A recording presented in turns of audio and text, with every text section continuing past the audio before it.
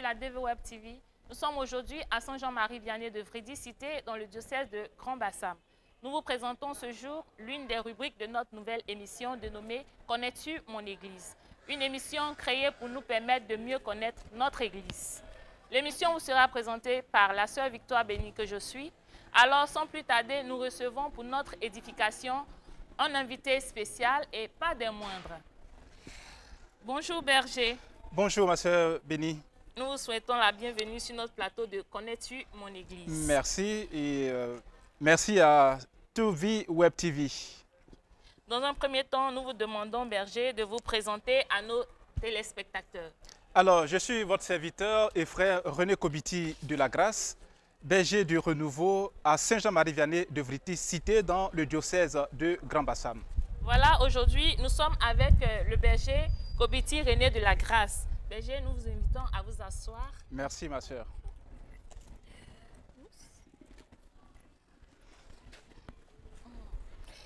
Alors, le berger va nous instruire aujourd'hui sur le thème « L'impact du renouveau charismatique catholique dans l'Église aujourd'hui ». Berger, voilà, nous on a envie de savoir, c'est quoi le renouveau charismatique catholique? Alors, avant de répondre à votre question, il convient pour moi de dire merci à notre chaîne, la Tout-Vie Web TV, de la paroisse Saint-Jean-Marie-Vianney de Vrédy-Cité. Et je veux profiter par la même occasion pour dire merci aux supérieurs des missionnaires claritains, c'est-à-dire les fils du cœur immaculé de la Bienheureuse Vierge Marie, appelés aussi missionnaires claritains de notre pays, la Côte d'Ivoire, et aussi du Burkina, sous la nomination de la délégation dépendante Saint-Jean-Paul II. Et je dis merci donc au supérieur, le révérend père Valentin Nguessan. Et je vais aussi profiter pour dire merci au père curé de la paroisse, notre paroisse Saint-Jean-Marie-Vianney de Vrédy-Cité, et avec lui tous ses collaborateurs. Sans toutefois manquer de faire aussi un clin d'œil à ceux qui m'ont donné mandat de tenir la responsabilité du renouveau ici même à Saint-Jean-Marie-Vianney. Je pense tout de suite au berger du bureau diocésain dans le diocèse de Grand-Bassam, sans oublier bien entendu mon mentor, le berger Senza Sévérin, le berger émérite dans le diocèse de Grand-Bassam. Alors, qu'est-ce que le renouveau charismatique catholique? Alors, je vais essayer de répondre parce que définir le renouveau n'est pas toujours chose aisée. Alors, il faut noter que le renouveau charismatique catholique est la redécouverte expérimentale de la puissance du Saint-Esprit en chacun de nous et dans l'Église. Donc, chacun de nous et dans l'Église. Et l'ouverture à une action, ou alors à l'action du Saint-Esprit pour vivre l'Évangile en plénitude et évangéliser. Et également, être témoin du Christ ressuscité et vivant dans le monde où nous vivons. On peut aussi noter le fait que le renouveau charismatique catholique est d'abord une expérience spirituelle de rencontre personnelle. Je veux vraiment bien insister sur l'expression rencontre personnelle avec le Christ qui conduit à la conversion, à une nouvelle manière de vivre dans la société d'aujourd'hui et à un goût renouvelé de l'évangélisation au service de l'Église et dans le monde. En d'autres termes, le renouveau charismatique catholique est un courant de grâce qui parcourt l'Église et contribue à son rajeunissement continuel. Voilà pourquoi le cardinal Léon Joseph Suenen, qui était un acteur principal du Concile Vatican II, pouvait dire ceci, et je cite. Il dit « Interpréter le renouveau comme un mouvement parmi tant d'autres, c'est méconnaître sa nature. Il s'agit d'une nouvelle motion, d'une motion de l'esprit offerte à toute l'Église destinée à rajeunir tous les aspects de la vie de l'Église. Fin de citation. Nous comprenons donc que le renouveau est bien plus qu'un renouveau de prière. Il s'agit d'une actualisation et d'une personnalisation de la grâce de la Pentecôte. Oui, la grâce de la Pentecôte se réactualise de nos jours. C'est un peu comme l'expérience des disciples d'Emmaüs. Ils font chemin avec le Christ. Ils l'écoutent. Ils entendent le Seigneur leur parler. Leur cœur est brûlant en eux. Et à la fraction du pain, leurs yeux s'ouvrent. Ils reconnaissent le Maître. Et ils ne vont pas rester sur place. Ils vont se mettre en chemin et repartir à Jérusalem pour annoncer le ressuscité. Et c'est la même chose aujourd'hui avec le renouveau charismatique catholique. Nous avons une rencontre personnelle avec le Christ par le truchement du Saint-Esprit, lequel esprit nous met en mission pour être témoins du Christ ressuscité aujourd'hui dans notre société et dans l'Église. Voici un peu ce qu'est le renouveau charismatique catholique. Merci Verger. En tout cas, nous avons beaucoup appris de cette définition. Et quel est aujourd'hui l'objectif visé par le renouveau charismatique dans l'Église? L'objectif visé par le renouveau charismatique catholique dans l'Église, il faut retourner un peu à la source. Juste avant l'ascension, le Seigneur dit à ses apôtres, Jean a baptisé avec de l'eau, mais vous, c'est par l'Esprit Saint que vous serez baptisés d'ici peu. Et cette affirmation ou cette déclaration ne reste pas juste une promesse, mais elle va s'accomplir le jour de la Pentecôte. Et nous savons ce qui s'est passé au jour de la Pentecôte. Pierre, qui, à la passion du Seigneur, a renié le Christ devant les soldats et même devant une servante, ce jour-là, le jour de la Pentecôte, lorsqu'il reçoit la plénitude du Saint-Esprit, Pierre va se mettre debout devant plus de 5000 personnes, mais des personnes instruites, des personnes intellectuelles, et il va leur annoncer le Christ mis à mort, ressuscité et vivant. Et c'est la même chose encore aujourd'hui avec le renouveau charismatique catholique. Voilà pourquoi en 1967, aux États-Unis, à Pittsburgh, à l'université du Saint-Esprit, des étudiants catholiques vont faire l'expérience de la grâce pentecostale, c'est-à-dire une autre Pentecôte de notre jour. Et donc, à cette rencontre, les étudiants, ils vont faire, on va dire, ce qu'on appelle le baptême dans l'Esprit Saint. Ils vont expérimenter le baptême dans l'Esprit Saint. Et donc, à leur tour, ils seront donc des apôtres de cette grâce. Comme Pierre, comme les autres apôtres, ils vont être, on va dire, missionnaires dans notre monde d'aujourd'hui. Et c'est cette grâce qui se poursuit jusqu'à notre jour aujourd'hui, on va dire le 28 septembre 2024. Cette grâce se perpétue, cette grâce continue.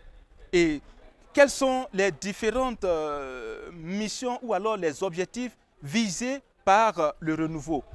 Et la liste que je vais donner n'est vraiment pas exhaustive. Je vais juste citer quelques éléments. Et donc, premièrement, nous avons la conversion personnelle. Donc, l'objectif visé par le renouveau, c'est d'abord la conversion personnelle de tout homme et de tout l'homme. Et la reconversion ou alors la conversion profonde de tout baptisé. Voilà, parce qu'on est baptisé et des fois, notre vie n'est pas conforme à celle du Christ ou à celle que le Christ nous demande. Donc, première mission du renouveau, la conversion personnelle. Deuxièmement, la fréquentation amoureuse des sacrements. Oui, la grâce du renouveau, c'est aussi ça. Nous conduire au sacrement, nous faire aimer les sacrements. Et donc, celui qui n'est pas baptisé va aspirer au baptême. Celui qui est baptisé va souvent aller à l'Eucharistie. Il va aussi souvent fréquenter le sacrement de réconciliation et de pénitence. le renouveau charismatique catholique a aussi pour objectif de susciter l'amour de l'Eucharistie et de la très sainte Vierge Marie.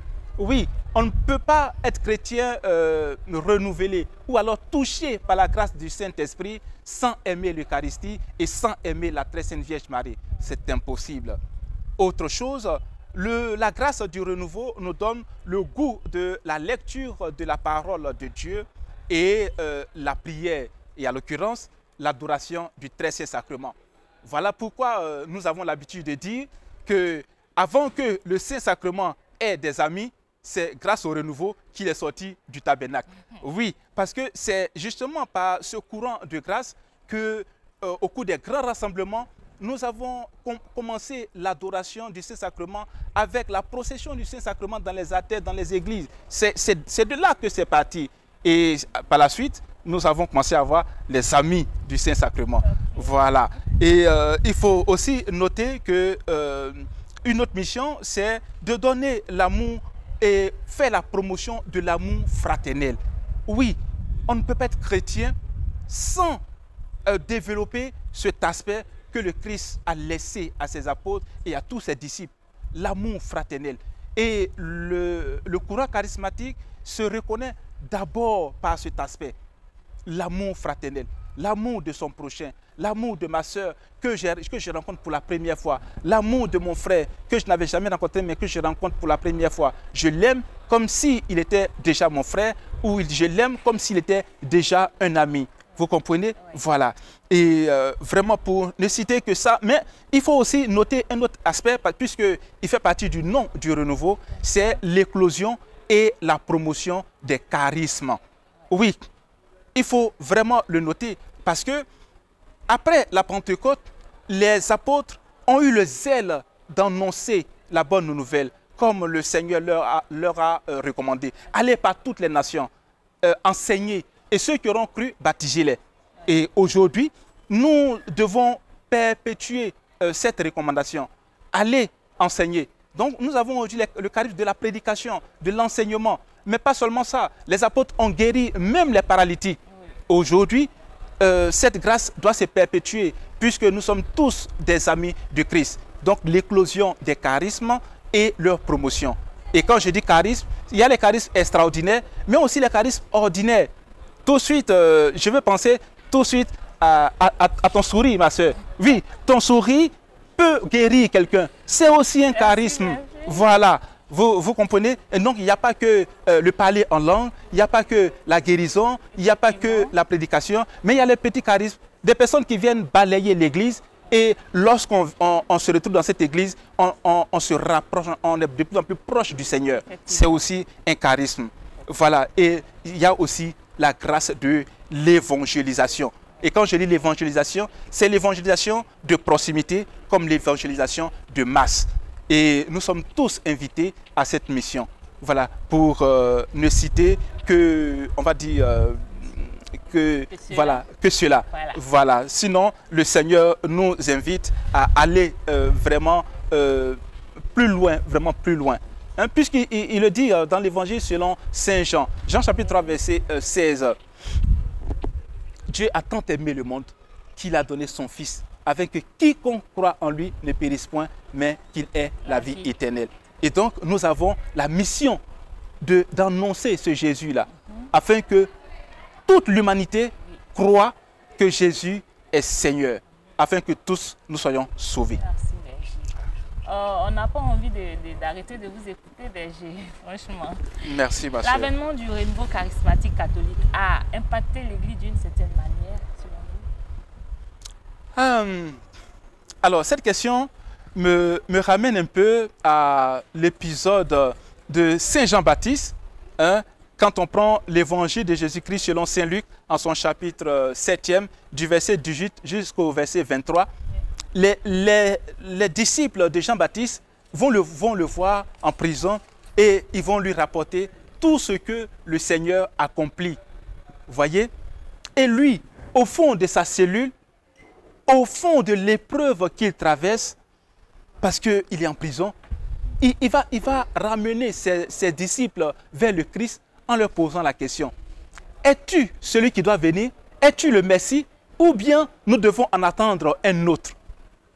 Voyez un peu? Donc, on me posait la question, est-ce que le renouveau a impacté le monde ou bien impacte aujourd'hui l'Église ou notre société? Je m'en vais vous dire, pour répondre un peu comme le Seigneur l'a fait aux disciples de Jean-Baptiste, allez dire à Jean-Baptiste que les aveugles voient, les boiteux marchent, les lépreux sont purs et la bonne nouvelle est annoncée aux pauvres. Oui, ma soeur, regardez en Côte d'Ivoire, nous avons aujourd'hui pas mal de naissances de communautés nouvelles, pas mal de fraternités nouvelles. Tout cela, c'est le fruit du renouveau charismatique catholique. Et à côté de cela, nous pouvons noter que les groupes du renouveau, bon, juste à titre de rappel, il n'y a pas longtemps, nous étions au bilan diocésain du renouveau charismatique dans le diocèse de Grand Bassam. Et nous avons essayé de faire un peu l'historique des groupes de prière de notre diocèse. Alors, les groupes de prière partent de leur existence depuis 1977 jusqu'à 2023. Hein, vous comprenez? Oui. Pour dire que les groupes continuent de naître. Les groupes continuent de naître. Donc, le renouveau voilà, ne s'éteint pas. Il continue son chemin. Voilà.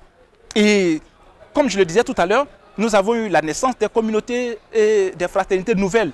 Mais à côté de cela, nous avons aujourd'hui dans l'Église et de plus en plus des prédicateurs laïcs.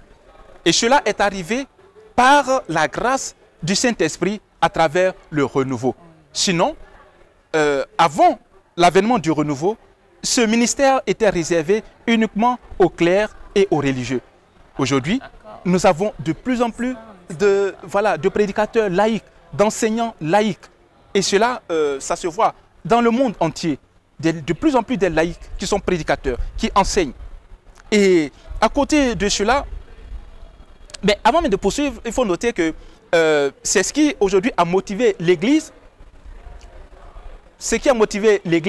à mettre sur pied des unités de formation dans les instituts de formation qui jadis étaient réservés aux clercs et aux religieux et religieuses. Ça a commencé par le diocèse d'Abidjan, à l'UCAO, où on a la formation théologique des laïcs. Parce qu'on a vu que de plus en plus, les laïcs s'intéressent à la prédication. Et donc, il faut les former.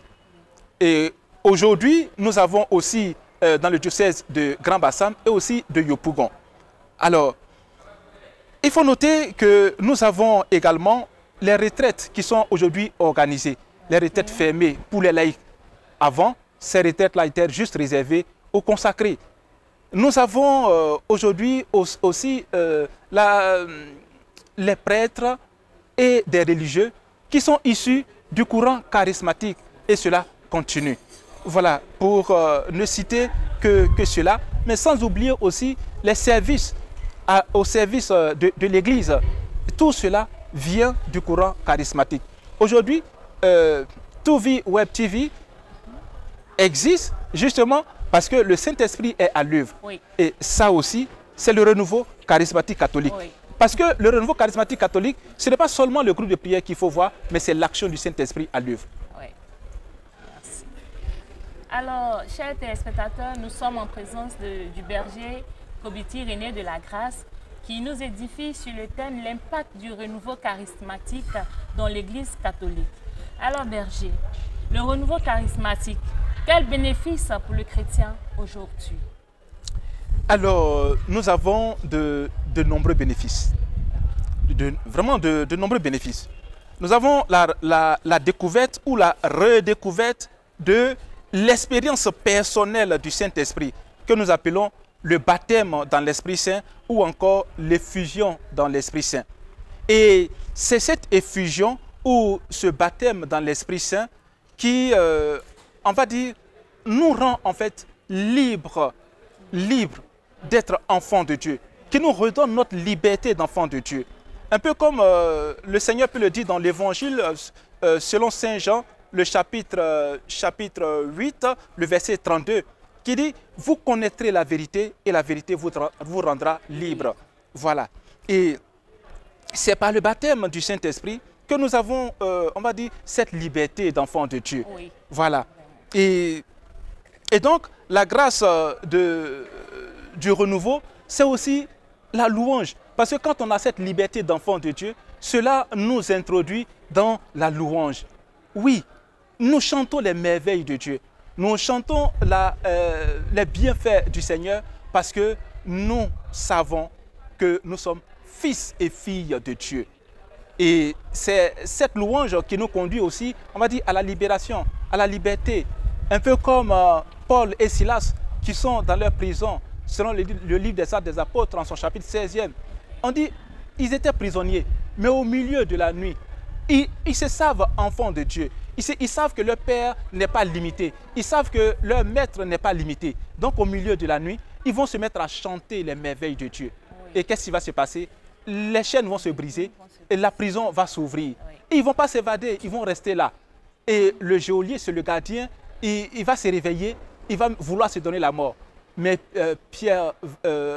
Paul va lui dire, non, ne te donne pas la mort parce que nous sommes là. Vous voyez un peu? C'est la grâce du Saint-Esprit. Et il va leur demander, qu'est-ce que tu as fait pour être sauvé comme vous? Et ils vont lui dire, crois en Jésus et tu seras sauvé, toi et ta maison. Vous voyez un peu? Voilà. Et donc, aujourd'hui, les bénéfices du renouveau sont vraiment nombreux. Donc, prendre conscience de l'amour de Dieu pour nous. Hein?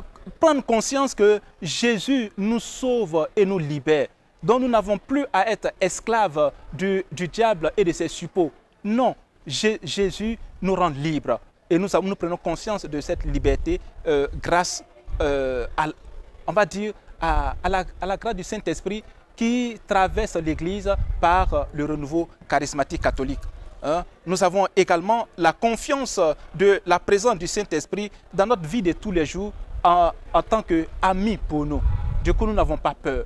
Nous n'avons pas peur de faire nos signes de croix lorsque nous nous trouvons dans un restaurant, quel que soit le lieu. Nous n'avons pas peur d'affirmer notre identité de chrétien, quel que soit le lieu où nous nous trouvons. En d'autres termes, ou pour conclure, nous sommes témoins de Jésus dans le monde où nous sommes. Voici le plus grand bénéfice du renouveau charismatique dans la vie du chrétien. Le chrétien est témoin.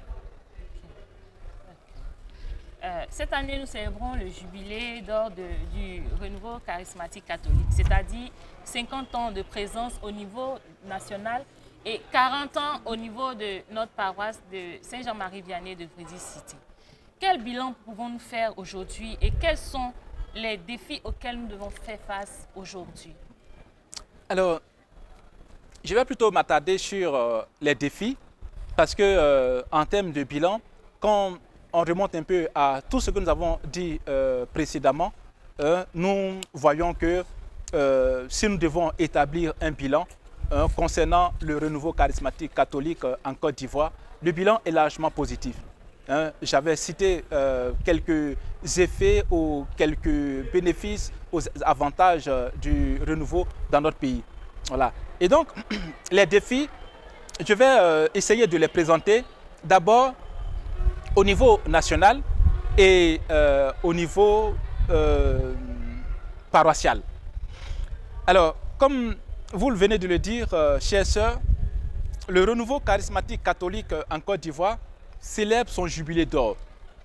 Ça veut dire que le renouveau charismatique catholique existe en Côte d'Ivoire depuis 50 ans. Oui. Donc, depuis 1974, le renouveau existe en Côte d'Ivoire. Et en novembre, c'est-à-dire du 29 au 30 novembre prochain, nous allons clore, on va dire, le jubilé d'or du renouveau en Côte d'Ivoire. Et ça sera à Yamoussoukro, à la basilique Notre-Dame de la Paix. Et le thème autour duquel nous avons marché pour toute une année et pour célébrer ce jubilé d'or au niveau national, c'est le thème nous dit « Comme le Père m'a envoyé, moi aussi je vous envoie ». Donc de l'Évangile selon Saint Jean, le chapitre 20, verset 21. Vous voyez? Donc comme je l'ai dit tout à l'heure, le défi qui nous attend, c'est le défi du témoignage. Le Père a envoyé le Christ et le Christ nous envoie nous aussi. Le Christ nous envoie aujourd'hui dans ce monde avec toutes ses vicissitudes. Quelle contribution du chrétien catholique dans tout ce que vit le monde aujourd'hui? Regardez un peu les guerres, un peu partout dans le monde. Pas mal secoué, hein. Quand on regarde un peu le réchauffement climatique, avec son lot de désolations, les famines, les inondations et bien d'autres. Quand on regarde aussi aujourd'hui le niveau de chômage dans notre pays en particulier, et voire même dans le monde en général. Quand on regarde aussi la jeunesse qui est aujourd'hui sans repère, jeunesse livrée à l'alcool, à la drogue, au sexe de manière précoce, voire même, on va dire, au phénomène aux dépravations. Voilà, on parle aujourd'hui de transgenres, bon, je touche le mot, de l'homosexualité. Oui. Face à toutes ces vicissitudes, quelle contribution nous, chrétiens catholiques, nous pouvons apporter? Voici le défi qui attend le renouveau charismatique catholique en Côte d'Ivoire et même dans le monde entier. Et nous, au niveau paroissial, nous sommes inscrits dans cet élan d'envoi en mission ou de cet élan de témoins. Voilà pourquoi au niveau paroissial, en célébrant 40 années d'existence, ça veut dire que le renouveau existe ici à Saint-Jean-Marie-Vianney de Vrédé-Cité depuis 1984. Et comme vous le savez, hein, le renouveau est un courant de grâce. Donc, on ne vous dira jamais avec exactitude la date à laquelle le courant est né. En Côte d'Ivoire, on va vous dire en 1974. À Saint-Jean-Marie-Vianney, on vous dira en 1994. Mais pas le jour précis. Parce que le courant charismatique, il est comme le vent. En fait, puisque c'est le Saint-Esprit. Oui.